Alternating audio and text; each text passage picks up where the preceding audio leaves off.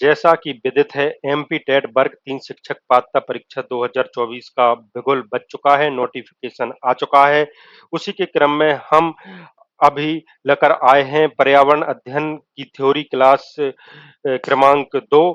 इसमें हम पर्यावरण अध्ययन की अवधारणा पढ़ेंगे, जिससे आपको क्विज यानी एमसीक्यू क्वेश्चन हल करने में आसानी हो। तो आइए हम स्टार्ट करते हैं पर्यावरण अध्ययन की अवधारणा। और ये आप ध्यान रखें कि यह वीडियो आपको जहां भी चाहे वो जीके क्वेश्चन हो या पर्यावरण के क्वेश्चन हो, उसके लिए वरदान सिद्ध होगा। इसलिए इस वीडियो को आप पूरा जरूर देखें। लगभग आपके 100 क्वेश्चन कवर होंगे यदि आप ध्यान से देखेंगे तो। ठीक है, तो स्टार्ट करते हैं पर्यावरण अध्ययन की अवधारणा। हम पढ़ रहे हैं पर्यावरण अध्ययन यानी इन्वायरमेंट। ठीक है, तो पर्यावरण इन्वायरमेंट जो कि ये फ्रेंच भाषा से लिया गया है। ध्यान दीजिए, जो शब्द का निर्माण हो रहा है वो परिधन आवरण से हो रहा है। परि का मतलब होता है हमारे चारों ओर। आपका ये घर है, देख पा रहे हैं। घर के ये चारों ओर की जो चीजें हैं वो आवरण, जो भी जितना वो इस चीज को प्रभावित कर रहे हैं वो वाला आवरण, चाहे वो पूरा, यदि आपके प्रभाव पर ऑस्ट्रेलिया में कुछ घटना घट रही है या कुछ हो रहा है, आपके पे जीवन पे प्रभाव पड़ रहा है, यानी वो पर्यावरण में शामिल है, व्यापक है पर्यावरण। ठीक है, तो जो परि है वो हमारे चारों ओर, आवरण है वो हमारे चारों ओर घेरे हुए है, यानी उसकी एक सीमा है, मतलब जो आपको प्रभावित करता है। वैसे तो पूरा विश्व ही पर्यावरण है, विश्व में जो भी घटनाएं घट रही हैं वो पर्यावरण है, कहें तो हम। ठीक है, जो देखना पर्यावरण की हम ये सरल परिभाषा देखें तो चारों ओर घेरे हुए है, सब कुछ आसपास का, ध्यान दीजिए, सब कुछ आसपास का वो है पर्यावरण। Nature plus life relation, nature कुछ भी, लाइफ रिलेशन जो भी जीवन है, इसमें जो रिलेशन है वही पर्यावरण है। पर्यावरण की कई कई लोगों को बड़ी समस्या होती है कि पर्यावरण है, तो पर्यावरण यदि आपने ये समझ पाए हैं कि नेचर प्लस लाइफ रिलेशन, ठीक है, नेचर भी हो, नेचर में आपकी भौतिक भी चीजें हो सकती हैं और अभौतिक भी चीजें हो सकती हैं। ठीक है, ये है ऐसा। ये पर्यावरण के जो घटक शामिल हैं, ऑर्गेनिक सबसे पहले, जो जैविक, एबेटिक कंपोनेंट्स यानी अजैविक घटक, ये हैं, मतलब जैविक भी अजैविक भी, निर्जीव और निर्जीव, वो सब लोग शामिल हैं, चाहे जीव हो चाहे निर्जीव हो। सब कुछ जो गतिविधियां हो रही हैं वो पर्यावरण के अंतर्गत ही होता है। तो इसे पहला बोलते हैं जैविक घटक, दूसरा बोलते हैं अजैविक घटक। इसके बाद आसपास के वातावरण इसमें शामिल रहता है, जो पृथ्वी पर जीवन को संभव बनाता है। अर्थ पर जो लाइफ बनाती है, वो जिंदगी बनाती है, वही पर्यावरण के जो है वो घटक होते हैं। ये दोनों चीजों से मिलकर बना होता है, जैविक और अजैविक, यानी जीव और निर्जीव। देखिए, यदि हम शब्दावली की बात करें, शाब्दिक अर्थ की बात करें पर्यावरण की, तो ये जो आसपास है, मानव, जंतु या पेड़ों की वृद्धि विकास को प्रभावित करने वाली बाह्य दशाएं, कार्य प्रणाली, जो भी इसकी कार्य प्रणाली होती है वो पर्यावरण में शामिल होती है, यानी जो प्रभावित होता है एक दूसरे से वो पर्यावरण का ही अंश होता है। ठीक है, अब जीवन यापन की दशाएं आदि, ठीक है, जीवन यापन दशाएं, जो जीवन यापन की दशाएं हैं वो भी एक पर्यावरण ही है। ठीक है ना, पर्यावरण अध्ययन। पर्यावरण संरक्षण अधिनियम की बात करें तो इसे संसद द्वारा 23 मई 1986 को पारित कर दिया गया था। 19 नवंबर 1986 को पूरे भारत देश में लागू हो गया था। देखिए, पर्यावरण किसी जीव के चारों तरफ घिरे भौतिक एवं जैविक दशाएं, उन्हें उनके जो अंतः क्रिया को सम्मिलित करता है, यानी उनके बीच जो भी कार्य प्रणाली होती है वही पर्यावरण मिलता है। ठीक है ना। अब कुछ चीजें ऐसी भौतिक चीजें हैं जिससे कि मानव जीवन प्रभावित होता है, वही पर्यावरण होता है। ठीक है, ये ऐसा इसमें चीजें होती हैं। ठीक है, कैसे, यदि जैसे हवा ज्यादा तेज चल रही है तो इंसानों को परेशानी होती है, तो ये जो एक दूसरे को प्रभावित करते हैं, अंतः क्रिया होती है, कार्य प्रणाली होती है, अब कुछ भी हो, कैसे भी हो। ठीक है ना, आप जहां कहीं भी रह रहे हैं, यदि कोई जानवर वहां मर जाता है और वह उसकी बदबू आती है, तो ये भी एक पर्यावरण ही है। आपकी ट्रेन निकलती है और ट्रेन की आवाज आपके बगल, आप ट्रेन निकलती है, आपका घर आपके बगल में है और वो ज्यादा हॉर्न बना, मतलब निकल बजाती हुई निकलती है, तो ये भी प्रभावित कर रहे हैं, तो ये भी एक पर्यावरण का ही अंश है दोस्तों। कुछ भी जो भी घटना घटती है आपके आसपास, वो जो जिससे आप प्रभावित हो रहे हैं, वो सारी कार्य प्रणाली, सारी अंतःक्रिया पर्यावरण होती है। अब ये कुछ देख लेते हैं प्रैक्टिस स्वरूप। निम्न में से कौन सा विकल्प पर्यावरण के संबंध में असत्य है यानी गलत है? ईवीएस के बारे में गलत है। तो पहला देख लेते हैं, पर्यावरण उन पारिस्थितिक तथा भौतिक दशाओं को प्रदर्शित करता है जो किसी एकांकी जीव या जीव समूह के चारों ओर आवर्त करती है, उसे प्रभावित करती है। ठीक है, वही मैं जो बात कह रहा हूँ, जो बता दिया है कि जो आपके चारों और जो आपको प्रभावित करता है वह पर्यावरण है। पर्यावरण वे प्राकृतिक एवं सामाजिक संस्कृति दशाएं जो एकल मानव या समुदाय को प्रभावित नहीं करती, नहीं, ये तो प्रभावित करती हैं, ये ही गलत हो जाएगा। ठीक है ना, एक दूसरे को प्रभावित तो करती हैं। सबसे पर्यावरण सभी जैविक एवं अजैविक अवयवों का सम्मेलन है, घटक है। पर्यावरण के विभिन्न अवयव एक दूसरे से जुड़े हुए आश्रित रहते हैं तथा पर्यावरण के विभिन्न अवयव एक दूसरे से जुड़े हुए आश्रित रहते हैं, डबल हो गया है। पर्यावरण के कुछ कारक संसाधन के रूप में तो दूसरे कारक नियंत्रण के रूप में कार्य करते हैं, बिल्कुल सही है। ठीक है, केवल एक ही बी वाला आंसर जो है वो गलत है, क्योंकि जो समुदाय को प्रभावित नहीं करते हैं। देखिए, हम पर्यावरण की संरचना और पर्यावरणिक कारक हैं जो प्रभावित करते हैं, ये भौतिक एवं जैविक संकल्पना है। इसमें पृथ्वी के भौतिक या अजैविक तथा जैविक संगठनों को सम्मिलित इसमें किया जाता है। आधारभूत संरचना का वर्गीकरण की बात करें तो ये अजैविक या भौतिक पर्यावरण है, ठीक है ना? या अजैविक बोल लो या भौतिक पर्यावरण। स्थल मंडल हमारा पृथ्वी, वायुमंडल हमारा वायुमंडल, जलमंडल यानी जलमंडल, समुद्र वगैरह जो भी ये छोटे-मोटे तालाब होते हैं वो सारे के सारे आ जाते हैं, नदी नदी वगैरह, ठीक है ना? वायुमंडल आकाश, स्थल मंडल पृथ्वी, पृथ्वी पर हर चीज़ होती है जो है। और जैविक कारक जो वनस्पति यानी पेड़-पौधे सारी चीज़ें आ जाती हैं, ठीक है ना? सूक्ष्म जीव कुछ भी, ठीक है ना? सूक्ष्म जीव और जंतु पर्यावरण, ठीक है? इसमें सारे सारे शामिल हैं। क्लियर है? जंतु पर्यावरण में तो सभी आ जाएँगे, हम लोग आ जाएँगे, मानव आ जाएगा, है ना? और सब आ जाएँगे। भौतिक पर्यावरण के साथ सामंजस्य रखने में सामाजिक तथा आर्थिक पर्यावरण की भी महत्वपूर्ण भूमिका होती है, ठीक है? जो भौतिक पर्यावरण के साथ सामंजस्य होती है, उसमें सामाजिक और आर्थिक पर्यावरण की भी महत्वपूर्ण भूमिका रहती है, सामाजिक तथा आर्थिक की भी भूमिका रहती है। बिल्कुल सही बात कह रहे हो, ठीक है ना? यदि आपको सुख भोगना है, क्या भोगना है? सुख, तो इसके लिए आपको क्या होना चाहिए? आर्थिक रूप से सुदृढ़ होना चाहिए, ठीक है? नहीं तो आप बस में आप एक एक बाइक लेकर ही सफ़र कर सकते हैं, ठीक है? ज़्यादा से ज़्यादा कार ले लोगे, यदि और ज़्यादा पैसा होगा तो आप एरोप्लेन में भी घूम सकते हो मित्रों। भौतिक या अजैविक संगठन, जो संगठक की बात करें, देखना अभी एक इसमें नई चीज देखने को मिलेगी, अभी तक आपने पहले वीडियो में भी पढ़ा होगा और दूसरे वीडियो में भी, ठीक है? तो भौतिक या अजैविक संगठक इसके अंतर्गत स्थल, ठीक है, वायु, जल आदि सम्मिलित होते हैं। जैविक इसके अंतर्गत पादप, मनुष्य समेत जंतु तथा सूक्ष्म जीव सम्मिलित होते हैं। सूक्ष्म जीव, ठीक है ना, जिसे मानव अपने आंखों से नहीं देखा जा सकता है, टेलीस्कोप यानी सूक्ष्मदर्शी की सहायता से देखा जा सकते हैं, उसे सूक्ष्म जीव कहते हैं। ऊर्जा संगठन, ठीक है, अब ये भूल रहे थे, अभी अपन भौतिक और जैविक चल रहे थे, लेकिन संगठक की बात करें तो सूर्य ऊर्जा और भूतापीय ऊर्जा, इन ये जरूरी है, ठीक है ना? भूतापीय ऊर्जा, तभी तो अपन पृथ्वी पर जीवन संभव है। सौर ऊर्जा हो या कुछ भी हो, तो ये ऊर्जा, ये कहने का मतलब ये भी एक संगठक है, ये पर्यावरण के संगठक है। भौतिक या अवैधिक संगठक तो है ही, जैविक संगठक तो है ही, लेकिन ऊर्जा संगठक की बात करें तो सौर की ऊर्जा एवं भूतापीय ऊर्जा को आप जो है नहीं छोड़ सकते हैं, ये भी संगठक के रूप में माने जाते हैं। तो ये जो तीन चीजें हैं वो संगठक के रूप में चीजें हैं। अब बात कर लेते हैं हम थोड़ा वायुमंडल के एटमॉस्फेयर के बारे में। पृथ्वी के चारों ओर विस्तृत गैसीय आवरण है, जो इसमें वायुमंडल, गैस, जलवाष्प और धूल कणों का मिश्रण होता है, यही वायुमंडल कहलाता है। देखिए, जलवाष्प भी होता है, गैस होता है, धूल कण भी होते हैं। उपस्थित गैसें पौधों के प्रकाश संश्लेषण, ग्रीन हाउस प्रभाव, जीव व वनस्पतियों को जीवित रहने के लिए आवश्यक स्रोत का काम करते हैं, ठीक है ना?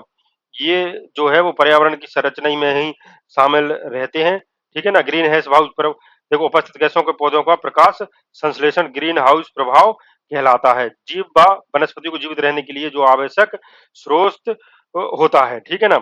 ये वायुमंडल में ही उपस्थित गैसें पौधों के प्रकाश संश्लेषण होता है, जिससे कि ग्रीन हाउस प्रभाव होता है, जो जीव या वनस्पति को जीवित रहने के लिए आवश्यक होती है। जलवाष्प एक पानी की गैसीय अवस्था होती है, इसमें आप कंफ्यूज ना हो। जो ग्रीन हाउस गैसें हैं वो कार्बन डाइऑक्साइड, ठीक है, CO2, नाइट्रस ऑक्साइड N2O, ठीक है ना, और मीथेन मीथेन CH4, कार्बन फ्लोरो CF2, बाष्प हो गया, ओजोन हो गया, O3 के नाम से जाना जाता है, ठीक है ना। तो ये चीजें हैं जो ग्रीन हाउस प्रभाव की गैसें हैं, ये आप ध्यान रख सकते हैं। जल की बात करें, वाटर, जिसके बिना जीवन संभव नहीं है, जो कि हमारे यहाँ पे 70, मतलब पृथ्वी पर 70% वाटर है, ठीक है। इसका जो कार्य की बात करें तो ये पृथ्वी और प्राकृतिक रूप से पाया जाता है, यानी नेचर रूप में पाया जाता है, ठीक है। एकमात्र अकार्बनिक तरल तरल पदार्थ है ये। यहाँ से आप ध्यान, अकार्बनिक, कार्बनिक नहीं है, अकार्बनिक है, ठीक है ना। और इसकी जल चक्र की बात, और इसके कार्य हैं संसाधन, परिस्थिति, आवास के रूप में, ठीक है। संसाधन के रूप में भी हो सकता है, परिस्थिति के रूप में हो सकता है, आवास के रूप में हो सकता है, ठीक है ना। यदि देखना संसाधन की बात करें तो जैसे कि खेत कृषि होती है तो उसके लिए चाहिए परिस्थिति, हमने भौतिक मतलब परिस्थिति जो हमारे पर्यावरण को चाहिए आवास के रूप में, ठीक है ना। ये सारी चीजें होती हैं। और जल चक्र है, पृथ्वी पर जल की मात्रा हमेशा समान रहती है, 70% है तो 70% ही रहती है, लेकिन यह एक रूप से दूसरे रूप में परिवर्तित होती रहती है, ठीक है ना। अब ये चलता रहता है कि आप जल, कभी जल है तो ये उसमें गैस में बदल जाए, ठीक है ना, ऐसा रहता है, एक दूसरे में परिवर्तित रहता है। 70% वो कहीं कम कहीं ज्यादा हो सकती है जल की, ठीक है ना, क्योंकि ग्लेशियर अभी पिघल रहे हैं तो उनकी हालत खराब हो रही है, इस प्रकार से है ये, ठीक है। जल का जो महत्वपूर्ण प्रभाव है वो वनस्पति के प्रकार और उसके संगठन पर पड़ता है। जलीय परतंत्र की बात करेंगे तो ये ऑक्सीजन होता है, कार्बन डाइऑक्साइड, अन्य गैसें जल में आंशिक रूप से घुली होती हैं, जलीय तंत्र कहलाती हैं। देखिए जलीय परतंत्र, जलीय वस्तु, समुद्र, नदी, तालाब, ये परितंत्र का निर्माण करते हैं, ये इकोसिस्टम का निर्माण करते हैं जलीय परितंत्र, ठीक है। जहां पर भी परितंत्र होगा तो ये इकोसिस्टम का निर्माण करते हैं जलीय वस्तु, जो कि तालाब, नदी, समुद्र, माने जल के बिना ये परितंत्र इकोसिस्टम संभव नहीं है, क्योंकि जीवन के लिए संभव है जल, तो जल के लिए संभव है परितंत्र इकोसिस्टम, क्लियर। वनस्पति, ये पौधों, उसके संगठन। अब मृदा की बात करें, सॉइल की बात करें, ठीक है ना, यानी मिट्टी की बात करें, मेरे देश की धरती, मिट्टी सोना उगले उगले हीरे मोती, ये मेरे देश की धरती, ठीक है ना। तो भू पर भू प्रपर्टी पर सबसे ऊपरी परत है, ठीक है ना। भू प्रपर्टी, जो भू प्रपर्टी है, खनिज तथा आंशिक रूप से अपघटित रहती है, खनिज भी शामिल है, आंशिक रूप से अपघटित रहती है, कार्बनिक पदार्थों से निर्मित होती है। ध्यान दीजिए, ये जो मिट्टी की बात कर रहे हैं, लेकिन अगर जल की बात करें तो जल एक अकार्बनिक है, हम पढ़ चुके हैं, जल एक अकार्बनिक तरल पदार्थ है, तो जल से मिलकर नहीं बनी है ये मृदा। भले ही जो मृदा में जल रहता है मृदा में, लेकिन उस जल का अलग काम है, मृदा का अलग काम है। इसमें खनिज व आंशिक रूप से अपघटित या कार्बनिक पदार्थों से जो मिट्टी होती है वो मिलकर बनी होती है। ध्यान दें, ये बहुत बड़ी बात है, ठीक है, क्लियर है। मृदा का जो निर्माण है वो मूल सेल से होता है, जैसे मिट्टी हो या कुछ भी हो, पत्थर हो, कुछ भी हो। जल वाष्प, जलवायु, समय तथा स्थलाकृति के बीच पारंपरिक क्रियाओं के द्वारा ही होता है। देखिए वहां जहां जहां पर मृदा, देखो कहीं मृदा पहाड़ी होती है, ठीक है, कहीं समतल होती है, कहीं लाल होती है, कहीं काली होती है, तो ये स्थलाकृति पर डिपेंड होती है। और जो भी वहां की वायु रहती है, जलवायु रहती है, उस पर डिपेंड करती है। और जो वहां के कण हैं, यानी जो मूल सेल हैं जो वहां के हैं, उस वो सारी चीजें मिलकर ये मृदा का निर्माण होता है, ठीक है। और सेलों के अपने स्थान पर अपक्षय से भी होता है, स्थानांतरित तलछटों के जल से भी होता है, वायु द्वारा अपवर्तन से भी होता है। देखना, स्थानांतरित तलछटों के जल से भी होता है, ठीक है ना, और सेलों के अपने स्थान पर अपक्षय से भी होता है, ठीक है। ये इससे मृदा का निर्माण हो जाता है। मृदा के निर्माण में मृदा पौधों में फसलों, घास स्थल, वनों की वृद्धि, जिन पर मानव भोजन, वस्त्र, रेशा, लकड़ी, निर्माण सामग्री के लिए आश्रित होते हैं, जो मृदा में ही मिलते हैं। मृदा का खनिज अवयव, उसके उसके मूल मूल पदार्थों के खनिज अपक्षय पर निर्भर करता है। जो मृदा के खनिज अवयव हैं उसके मूल पदार्थों के खनिज अपक्षय पर निर्भर करता है, ठीक है ना। तो ये ध्यान देने वाली बात है मृदा के संबंध में। जैविक घटक की बात करें, इसका निर्माण पादप, जीव, सूक्ष्मजीव, पादप प्लांट से होता है, ठीक है ना? ध्यान देना, जैविक घटक ये पौधे भी शामिल है, जीव भी शामिल है, सूक्ष्मजीव भी शामिल हैं। वहीं जैविक पादप पौधे ही जैविक पदार्थों का निर्माण करते हैं। हर पौधे अपना आहार स्वयं तैयार करते हैं, इसलिए इन्हें स्वयंपोषी कहते हैं। ओटोट्रोफ कहते हैं।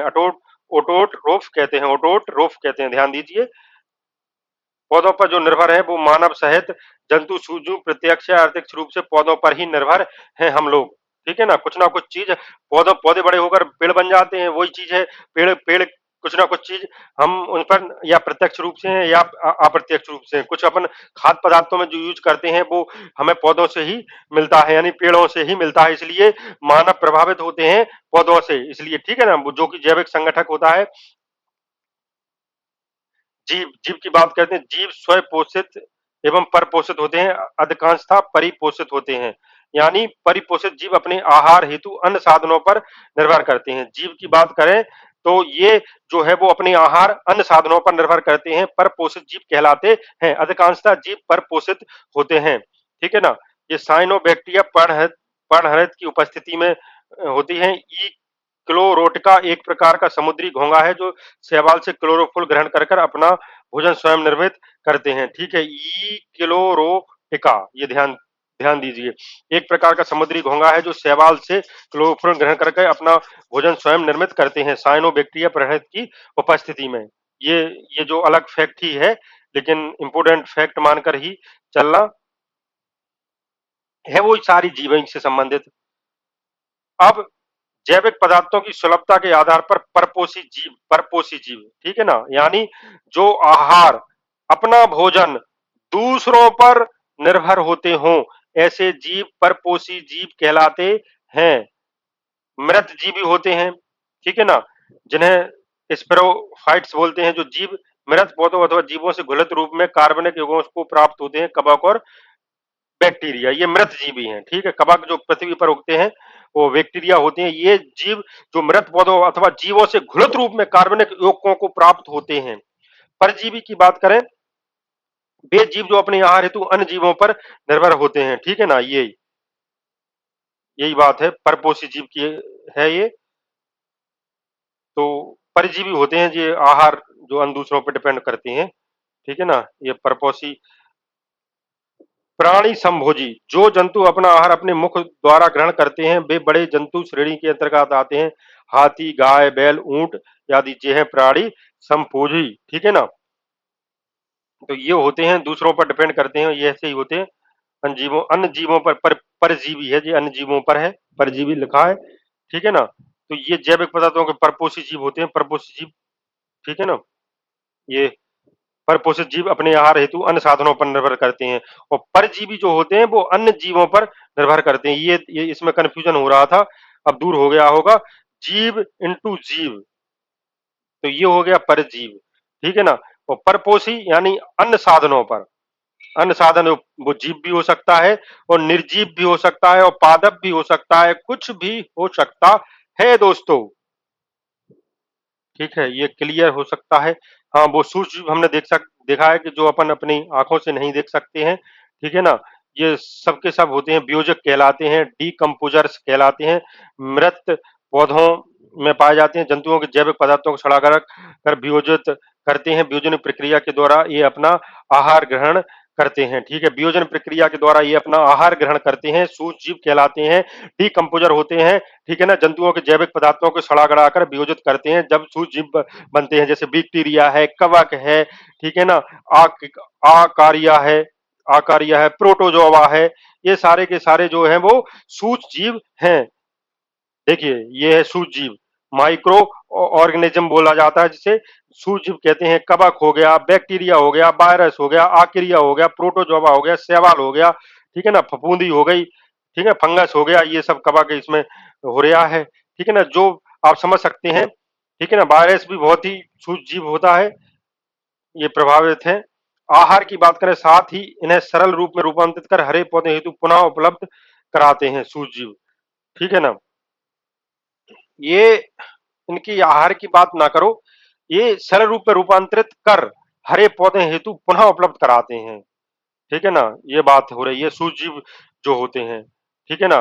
क्या क्या है, साथ ही इन्हें सरल रूप में रूपांतरित कर हरे पौधे हेतु पुनः उपलब्ध कराते हैं इनका आहार। तो ये अलग चीज़ है, ठीक है ना? ये अलग परिभाषा है, ये आपके अभी पल्ले नहीं पड़ेगी, ठीक है? जब हम सूक्ष्म जीव के बारे में हम ज़्यादा विस्तृत रूप से करेंगे, तो वो समझ में आएगी दोस्तों। अब जल का उपयोग सिंचाई में, उद्योगों में, खनिज पदार्थों में, यानी उपरोक्त स्वभाव सभी में होता है, ठीक है? पृथ्वी पर कितने प्रतिशत भूभाग पर जल घिरा है? तो ये जो जल घिरा है वो 20 पर घिरा है, ठीक है ना? निम्न में से केवल भूमि ही कर सकती है उत्पादन, ठीक है ना? ये मृदा अपवर्तन का प्रकार नहीं है, सामान्य अपवर्तन ये प्रकार नहीं है, जबकि वायु अपवर्तन, भूस्खलन, भूकंप से तो मृदा अपवर्तन होता है। देखिए मृदा अपवर्तन जो पृथ्वी की सतह है, ये डिस्टरबेंस हो जाती है, मतलब जो ऊपर की भूपट्टी है इसका हट जाना ही मृदा अपवर्तन कहलाता है। अब इसके कई कारण हो सकते हैं, कुछ भी हो सकता है, चाहे तो पानी के कारण, चाहे भूकंप के कारण, चाहे भूस्खलन के कारण, ठीक है ना? चाहे बार-बार खेती का उपयोग करके हो सकती है मृदा अपवर्तन। मृदा अपवर्तन जो है वो भूमि की कम उपजाऊ बनाती है, कम उपजाऊ हो जाती है, कोई काम की नहीं रहती है उपजाऊ, ठीक है ना?